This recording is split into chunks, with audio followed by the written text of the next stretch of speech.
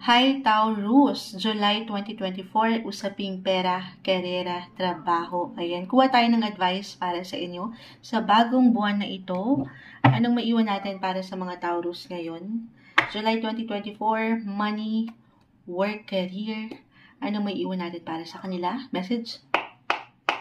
Taurus, anong maiwan natin para sa mga taong ito? Ayan, may umaangat na. The Chariot, ganito pala, oo nga, kasi nga iyaano natin, nalilito si Moonchild sa possession ng baraha, the Page of Pentacles, the Ten of Pentacles, reverse. Okay. Taurus, hindi ko tatatamisan, wag pong laliman, tayo ay general reading, just only take what resonate. Okay. Okay, ano yan Moonchild? Merong magandang flow. Yes, kasi nga nanlalaban kayo eh. Attach kayo doon sa gusto nyong makita na resulta yung outcome na maganda. Pero somehow, maaaring para sa ilan sa inyo ngayong buwan, ay maramdaman yung pakiramdam, kahit sa simpleng pakiramdam na parang gaano man ka-push yung, gaano ka man umuusad, bumabiyahe, nagtutuloy sa ikot ng buhay, parang hindi pa rin nagiging sapat. Parang meron pa rin kulang or parang hindi ka nabibigyan ng alam mong tamang oportunidad work-wise or pagdating sa pera. Sabi ko nga, okay, kasi Page of Pentacles, Ten of Pentacles, both are in reverse. Meron tayong struggle na nakikita. I will be honest, pagdating sa pera, karera, sobrang umayon sa topic natin ngayon. The Chariot, the Ten of Pentacles, this is all about your family. Or yung, kung saan ka higit na, kung saan yung focus mo, yung love mo, yung emotions mo. Siyempre, gusto mo lang din naman ay makapag-share as a Taurus. Hindi nyo pa man yan ma-realize sa inyong mga sarili, ay very generous naman kayo. Okay? Pero this time, parang yung pinaka-reminder, maybe a reminder na ito yung best month upang higit kang maging practical or realistic. Or maybe isang reminder sa realidad ng buhay, kahit pare-pareho kayo ng sign Taurus, magkakaiba po ang bawat isa. Okay, napakalawak ng astrolohiya. Kaya, hinihikayat ko kaya napakinggan nyo rin yung iyong especially rising sign. Baka meron kayong ilang messages na kung saan mag-apply din sa inyo. Pero dito, sa akin nakikita, tamang responsibility lang nang hindi kayo nasasobrahan o nakukulangan, especially sa paggasta. Kumbaga, wants versus needs lang ito. Unahin muna yung alam mong kailangan na. Okay? Hindi nyo naman paghintulutan ang inyong mga sarili na magsaya or mag-enjoy. Lalo na kung alam mo namang deserve at pinaghirapan. Pero, sa realidad, magkakaibang bawat isa. Baka yung iba meron naman, sobra. Sobra-sobra pa nga Moonchild. Baka naman. Sarap. Hindi.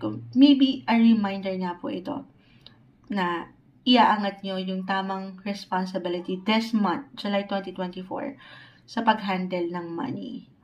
Okay? Kumbaga, save. Mag-budget. Save for rainy days. Kasi parang meron kayong ilang expenses or extra expenses or nagiging malaki yung ilang bills, payments.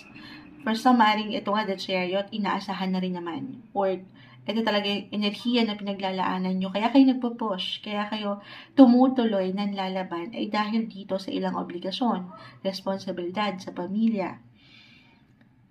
I know about work and money tayo, pero nag-a-apply, sabi ko nga, yung emotions nyo ngayong buwan. Bilang tayo ay nasa Cancer season, maybe ang ilan sa inyo ay higit na magiging emosyonal. Aangat yung ilang inspirasyon, ilang dahilan kung kanino ba kayo or sino ba ang dahilan ng isang Taurus kung bakit patuloy kang nanlalaban, kung bakit patuloy kang bumabangon. Ayan. Yun lang naman. Kumbaga, unahin lang muna ngayon yung kailangan or sa palagay mo ay kailangang unahin. Okay? Ano pa bang ma-add natin dito? Okay, the chariot. Ito naman yung maganda dito eh. Andito yung urge or yung cravings nyo ang matugunan, yung ilang pangangailangan. Huwag lang kayong mapanghinaan ng loob just because minsan parang may kulang or parang hindi na natutugunan or naibibigay yung alam yung deserve nyo sa trabaho, sa pera, yung worth. Kumbaga, lahat naman merong value. Huwag lang kayong mapanghinaan doon at tuloy lang, okay? At patuloy na bigyan ng pag-aksyon.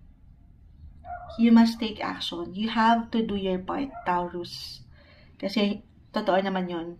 Nasa atin ang gawa. Huwag kayong ma-stuck sa pakiramdam na puro tayo parang emotions eh.